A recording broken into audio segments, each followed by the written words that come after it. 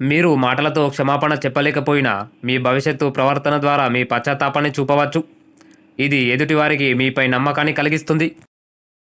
మీరు క్షమాపణ చెబుతున్న విషయాన్ని మర్చిపోలేకపోతే క్షమాపణ చెప్పకండి.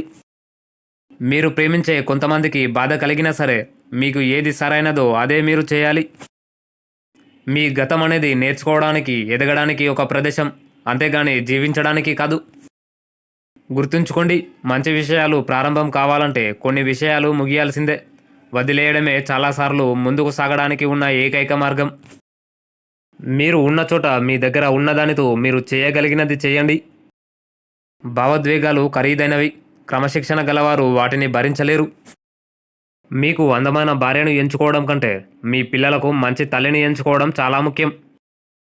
మీ జీవితంలోని అత్యుత్తమ రోజులను పొందాలంటే మీరు కొన్ని చెడ్డ రోజులను ఎదుర్కొని పోరాడవలసి ఉంటుంది. చాలామంది విఫలం కారు. అవకాశం చేజారిపోయే వరకు వారు సంకోచిస్తారు. కార్యాచరణ లేని ఆశయం ఆందోళనగా మారుతుంది. ఆచరణ లేని ఆశయం కేవలం అహంకారం మాత్రమే. ఒక మూర్ఖుడితో వాదించడం వల్ల ఇద్దరు మూర్ఖులు ఉన్నారని రుజువవుతుంది. తెలివైన వాళ్ళు వాదనలో గెలవరు, వాటిని తప్పించుకుంటారు. మొదటి అడుగు ఎప్పుడూ చాలా కష్టమైనదే, కానీ అదే మిగతా అన్ని అడుగులను సాధ్యం చేస్తుంది. సరైన నిర్ణయం కూడా ఆలస్యమయ్యాక తప్పే అవుతుంది. మీ జీవితంపై నియంత్రణ లేకుండా లభించే ఆనందం కేవలం తాత్కాలిక సౌకర్యం మాత్రమే. ప్రమాదాలను ఎదుర్కోవడానికి ధైర్యం లేనివాడు జీవితంలో ఏమీ సాధించలేడు. వైఫల్యం కన్నా సందేహమే ఎక్కువ కలలను చంపుతుంది. మీ భయాలను ఎన్నడూ నమ్మవద్దు, వాటికి మీ బలం తెలియదు. మీరు దాన్ని సరళంగా వివరించలేకపోతే మీకు అది సరిగ్గా అర్థం కాలేదనే అర్థం. మీ వ్యక్తిగత జీవితాన్ని గోప్యంగా ఉంచుకోవడం, చెప్పడానికి చాలా విషయాలు ఉన్నప్పటికీ ప్రతి విషయాన్ని అందరికీ చెప్పకపోవడం అత్యున్నత స్థాయి స్వీయ సంరక్షణ. మీరు చెప్పే ప్రతిదీ నిజం కావాలి, కానీ ప్రతి నిజాన్ని చెప్పాల్సిన అవసరం లేదు. సమయమే విలువను నిర్ణయిస్తుంది.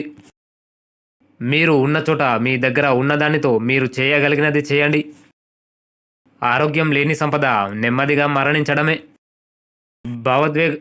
భావోద్వేగ ప్రతిచర్యలు అనేవి ఇతరులు మీకు వ్యతిరేకంగా ఉపయోగించే ఒక ఆయుధం.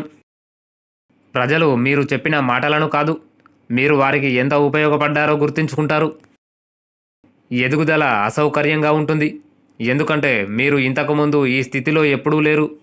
ఒకవేళ అది సౌకర్యవంతంగా అనిపిస్తే బహుశా అది ఎదుగుదల కాదు. మిమ్మల్ని ఎక్కువగా అంగీకరిస్తారని మీరు అనుకునే వారితో కాకుండా మీరు ఆదర్శంగా భావించే వారితో స్నేహం చేసి దాన్ని కొనసాగించండి.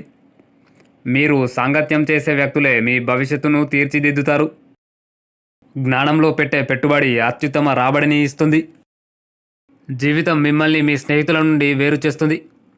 కాబట్టి మీరు కలిసి గడిపే ప్రతి క్షణాన్ని ఆస్వాదించండి. మీకు వీలైనంత కాలం మీ తల్లిదండ్రులతో సమయం గడపండి. ఎందుకంటే ఒకరోజు మీరు మీ తీరిక లేని జీవితం నుండి తల పైకెత్తి చూసేసరికి వారు ఇక ఉండరు.